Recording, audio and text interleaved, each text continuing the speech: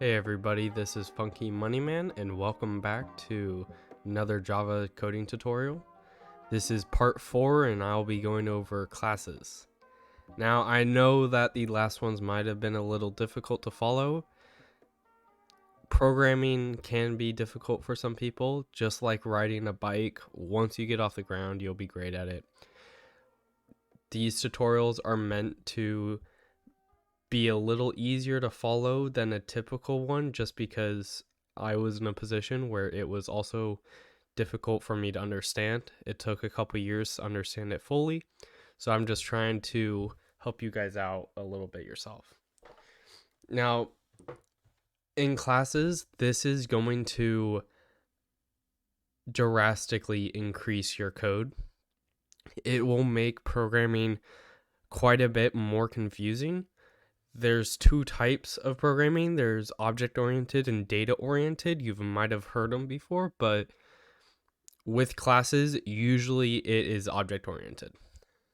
So, as you can see up here, we have the main class. And this scopes everything right here. This is the body of the class. And inside a class, there's a whole bunch of functions. You can't put a function outside of a class. So the first thing we're going to want to do up here is right click on the folder, go to new, and then Java class, and we can name this whatever we want. So let's just call it person. And then you can see right there, it instantly says public class person. And if we go back here, nothing has changed. I should probably go up here. Wow. Okay. Enter presentation mode. All right. Yeah, let's bring the project back. There we go. All right. So you can see right here that in main, nothing has changed. And if we go back over here to person, it's pretty empty. We have the package up here. This is just the location of the class. So you can see inside source and then com, and then Funky Moneyman. So let's start right off the bat with what a person might have. So I would assume that a person has a name. So we could say string name. And then they are probably going to have an address. So we can say string address. And we can say they probably have an age. So let's say int age. And the reason we're using integer is because, I mean, you could be 7.5, but we're just going to say you're 7 until you're 8, right? So we're going to go with that. Pretty straightforward. String is going to hold a name. So let's say that's Bob Ross. And then address is 123 Road. And this could be 40 years old or something. So if we go back to main, nothing has changed over here. And let's get rid of these because we're not really going to want to work with those. And let's get rid of this as well. So the very first thing is creating a person. Now, just like the data values where you would type string or integer or boolean, this one will be the same and is now a class just like string. So we can just type person and you can see just like that, automatically just fills it in. We can give it a name, so we can say first person. And just like that, you can end it. Now, to actually use this person, we have to initialize it on your RAM. So if you want to initialize it, you're going to have to say new person. And then open and close parentheses. This is because this is calling a function. Now, there's no function over here, so you're probably a little confused at what we're calling. There is a hidden default constructor for every class. And for this one, all it would do is initialize these to null. And null just means there's nothing there, no data.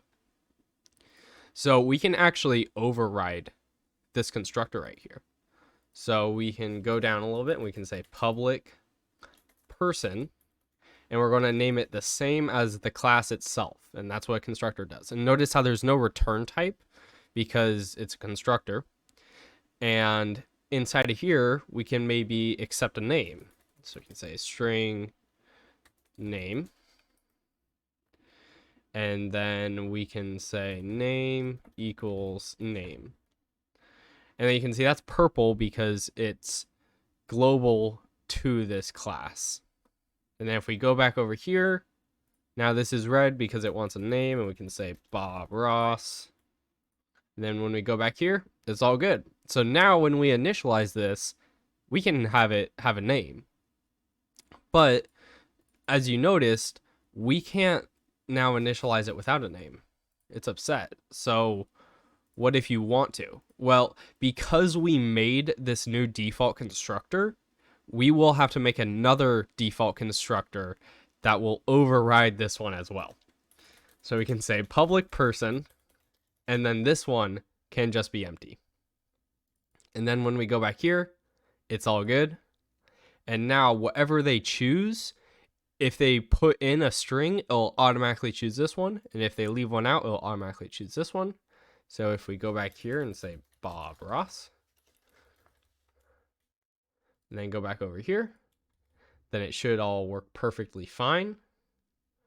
And then what we can do is we can system.out.println, and we're going to want to print out their name. So we can say first person, and if you do dot, then we can go all the way over to name, because these are public by default. Now, if we want to make it so we can't access it, then we can set it to private, and then you can see there's an error there because it can't see it, but we're just going to leave it at public for now. And then we're going to want to go back here and then click the arrow and then run. And then you can see right there, Bob Ross. It's all good. And you can see the yellow kind of jumps between them. That's because IntelliSense is what colors it all, and it doesn't always know easily right off the bat. It doesn't matter. You know which one does. If you see person, then you know it's the constructor because the class is person. Now, something that isn't really good coding standards is grabbing this field, this variable, directly from the class. Usually you have getters and setters. Now, what I mean by that is just like in the functions that we had earlier where we returned a value, we want to do the same with this. So instead of .name, we want to call .getName, right? And we want to return the name instead of just doing that. So then right here, we can type private, right? So if we go down here, the return type will be a string.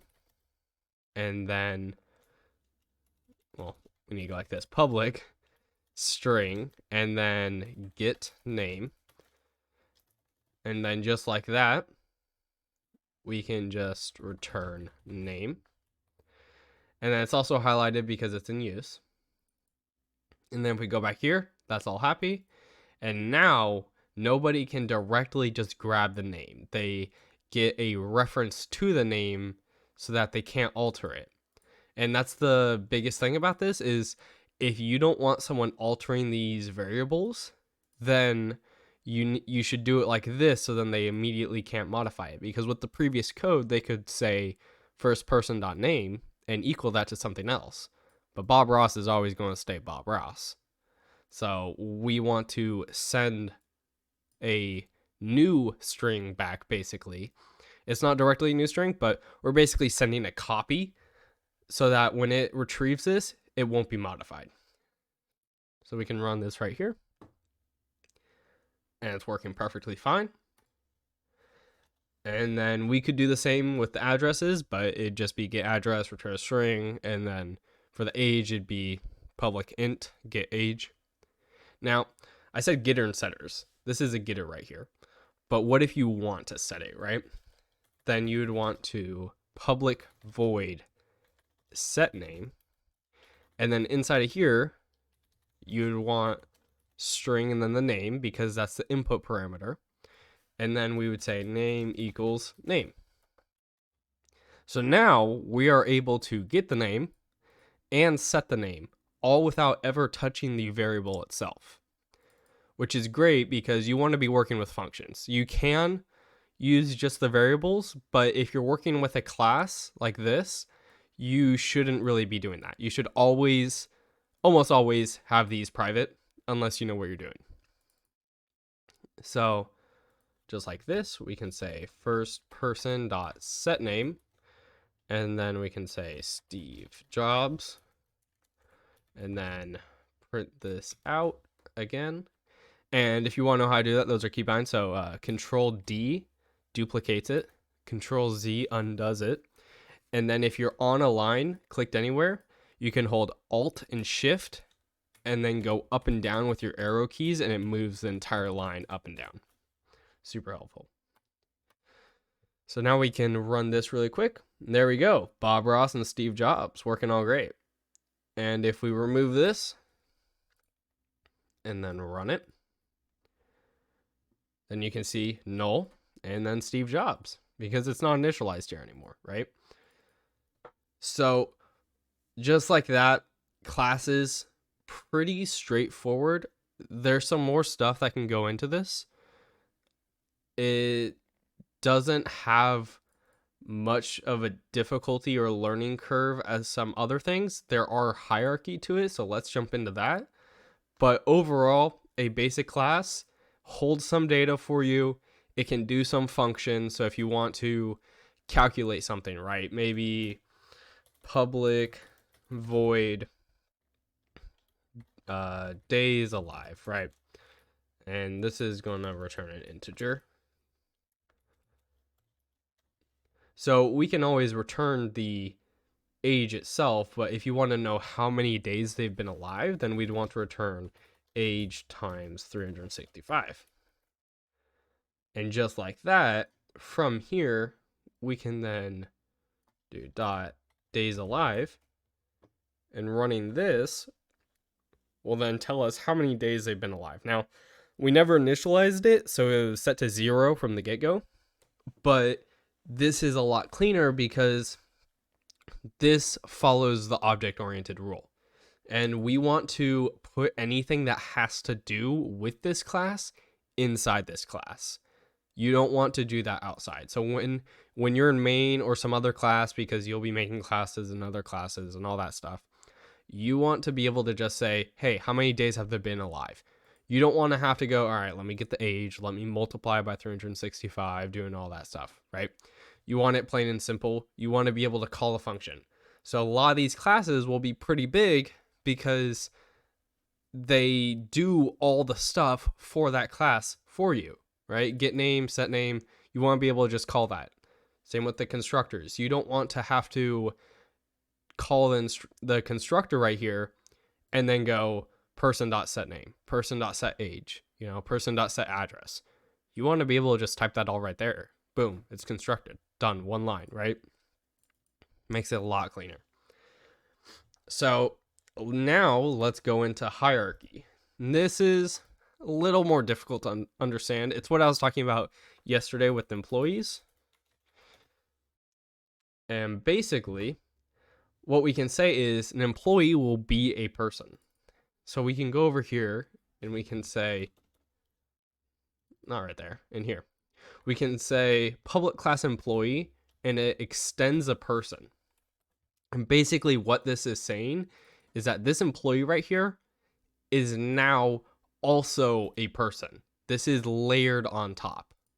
Now, this person class has no idea about the employee, but this employee knows that it's a person. And when working with the code, you will understand about like casting it to an employee or a person to change it back and forth. And there's some things where like you can call the function that is part of its parent.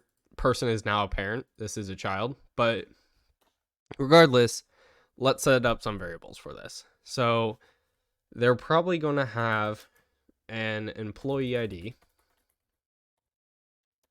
And they're probably going to have, let's just say, a ranking or something. This is some weird company where they rank all their employees. Probably not legal, but let's just say that's how it works, right?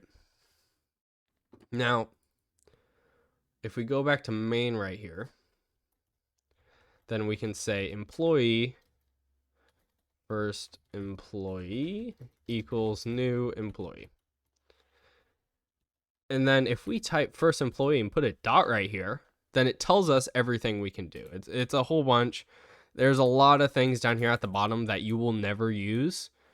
You don't need to worry about them. Most of the stuff that you need is going to be right up here at the top. But as you notice, there's age right here, and then employee ID, and then days alive, and get name, and all that stuff. And we never included that. And that's because right here in employees, we're extending that person. If we remove this, all you'll be able to see is employee ID and ranking. But because they're also a person, it sees everything this person does. So that's super helpful.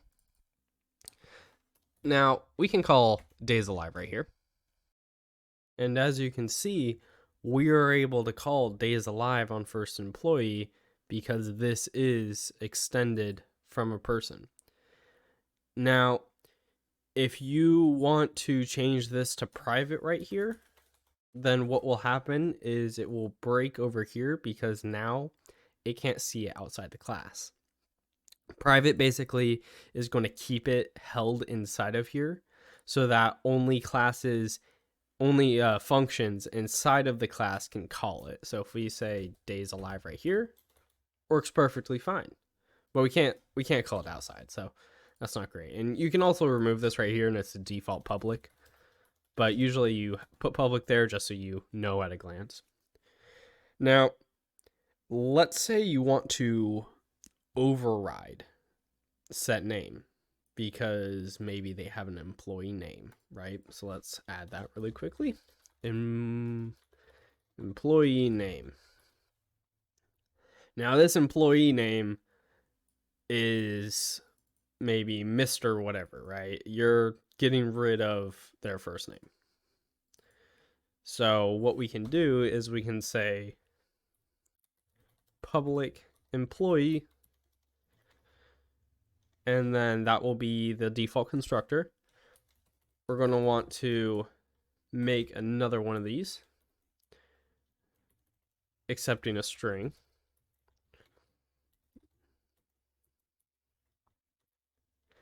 And then this right here is where we're going to be setting the name of the parent, because this employee name isn't going to be passed in right here, because then their person name won't know what it is, right? Because if we pass in Mr. Ross, how is person going to know the first name's Bob?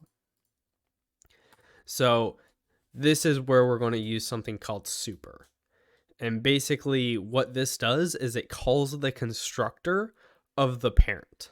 So we can pass in name right here. And then just like that, it's all good. And just like this has a default constructor, this also has a default constructor. So now employee is going to call this one with what's passed in. And if we run this really quickly, let's Bob2. And then we're going to want to print out their name. So system.out.println. And then first employee dot get name. And there's no errors. And then we're going to run this really quickly. You can see right there, Bob2. It's all good. And something I'm going to do really quickly to just help me out. Public void print.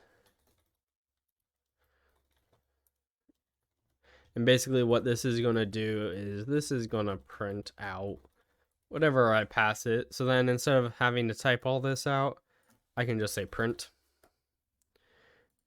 And then it's going to be all fine and dandy. Why is that giving an error? Yeah, it's static. Not bad. All right, so now we can just pass in that quite a bit faster. Quality of life improvement right there.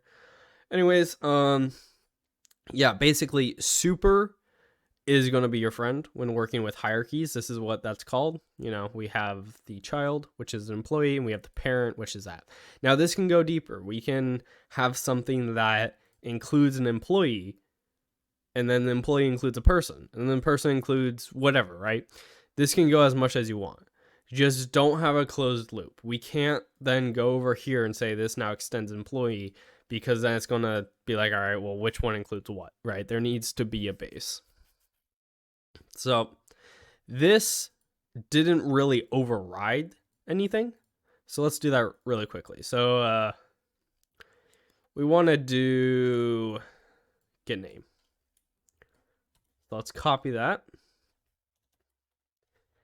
And then we want to return the employee name, which we should probably be setting that here. But there's two things that I want to show really quickly. So we can split a string and make that the employee name, or we could just split it here with the name from person, but that's not really efficient, because then every time we call get name, it's going to have to split it and then return that, instead of this just setting employee name right here. I mean, that's why we made this. So we can just keep this right here. It automatically overrid it. So now if you say get name, it won't call the person. It will call the employee, because that's what this is. This is an employee. The only reason it called person is because we didn't have the get name function. So what we're going to want to do here is say string, and then here's where we're going to use an array. This is just saying that there's multiple strings held here.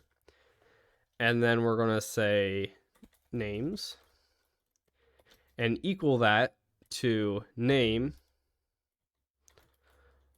and then dot split. And then what dot split does is you can split at something. So we're going to split at the space. So when it's Bob Ross, that's going to turn into Bob Ross. That's going to be two new strings. And remember, this is index 0 right here, and this is index 1. And what we can say is we can say employee name is equal to names, and then we want the first one, because we want the last name. But remember, we wanted the sir or Mr., right? So we're going to want to say Mr. plus, and then that. That's assuming they put in Bob Ross, but let's just do it like that, right? So now we're setting that, but we're also setting the name of the person. So if we run this right here, then we can say Mr. 2. Let's just change that to Bob Ross. And then just like that, it's now saying Mr. Ross instead of saying Bob Ross like it was earlier. Now, you're probably wondering, how would you get the name of Bob Ross if you just have the employee? Now, in this case, we're probably going to want to just add override right here, just so it knows that we're trying to override get name.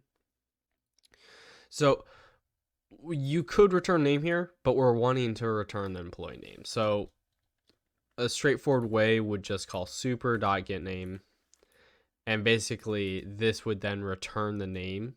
So we could say string actual name, and we're calling get name the person get name, and then we could say return actual name right here, and we should probably say employee name,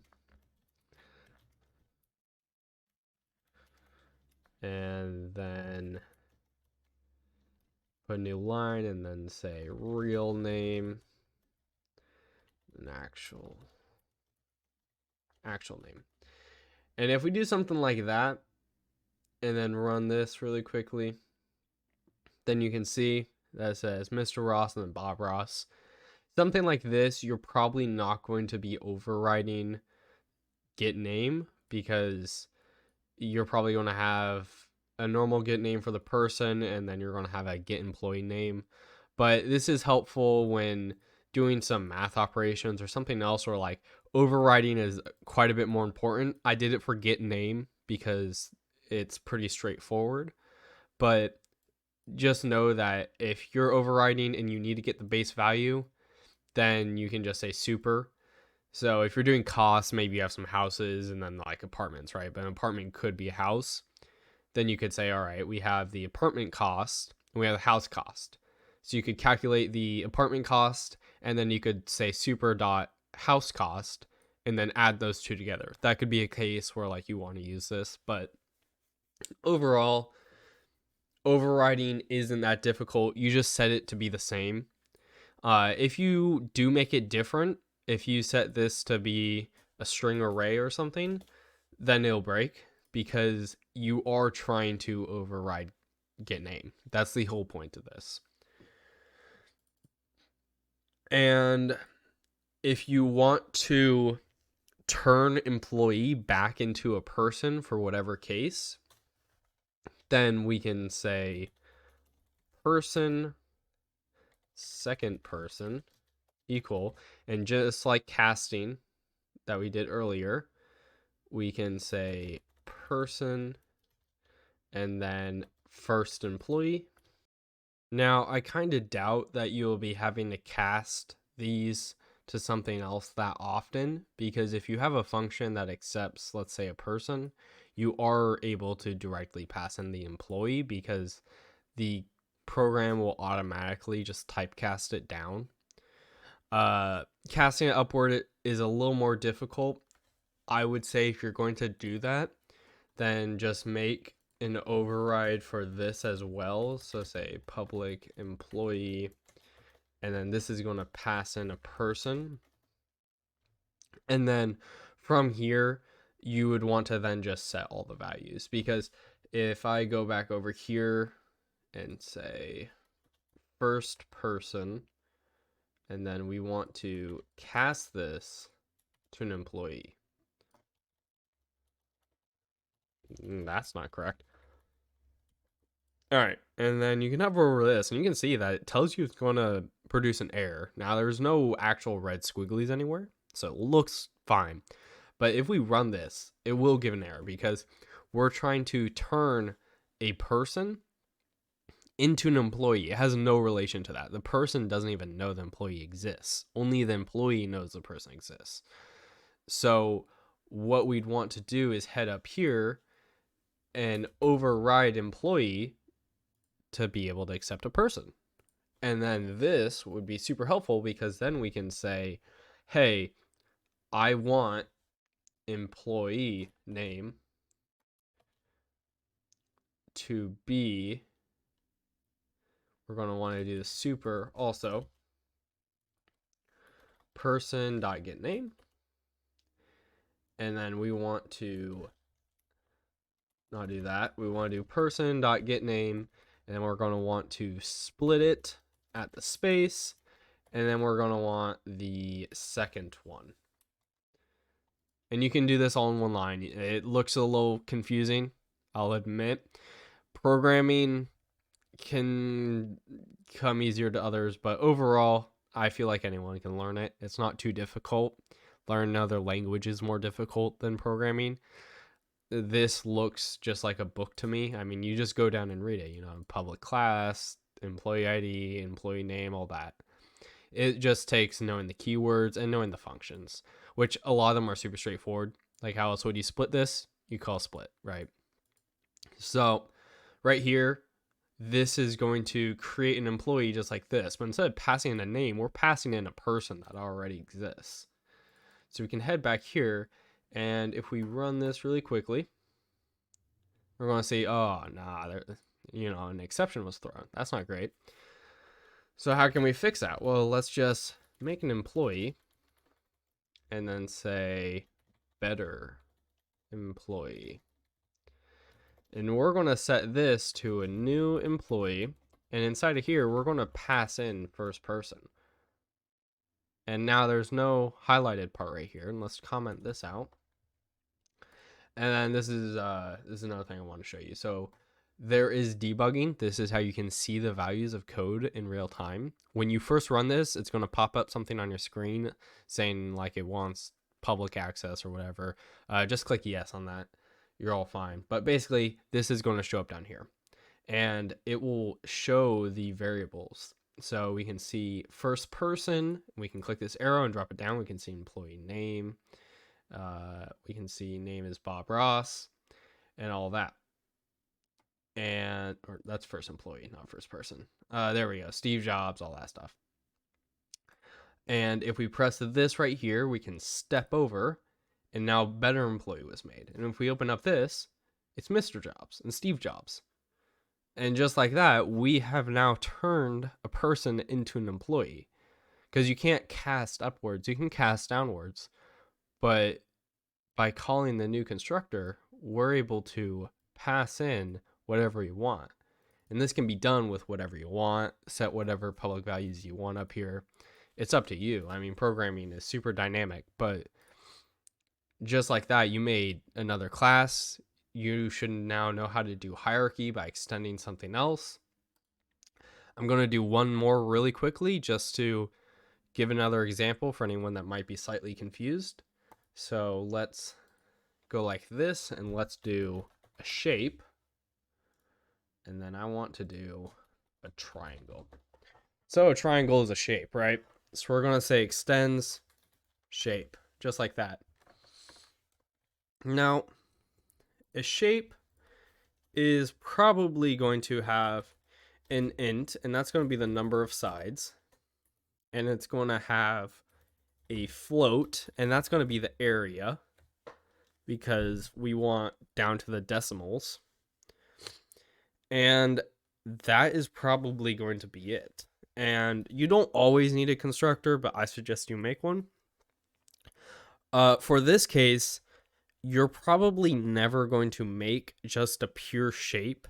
You could be, but with something like this, I mean, you're probably going to make a triangle, right? You're just doing shape so that when you make a triangle or a square or hexagon or whatever, it includes these for you. You don't have to type out int sides float area every single time for each one. That'd get tedious. So I'm just going to leave this how it is. And I'm going to go to triangle. And I'm going to say public triangle. And then this is going to accept an int for sides. Well, no, it's a triangle. We already know how many sides there are. So we don't really need anything. But we should say that the sides are 3. So let's call, we should probably have this now that I'm thinking about it. Public shape, and then int sides. Then we're going to say sides is equal to sides.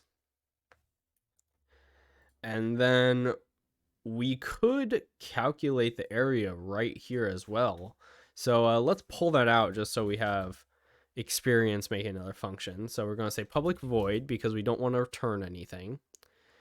And this is going to calculate the area. So it's fine if it's public.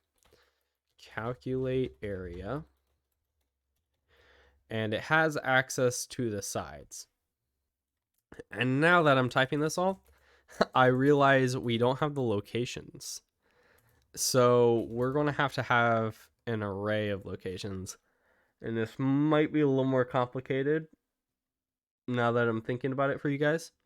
So I'm just going to set area equal to 5 or something. Let's say 5.0f, so we know it's a float. But basically, we can go back here.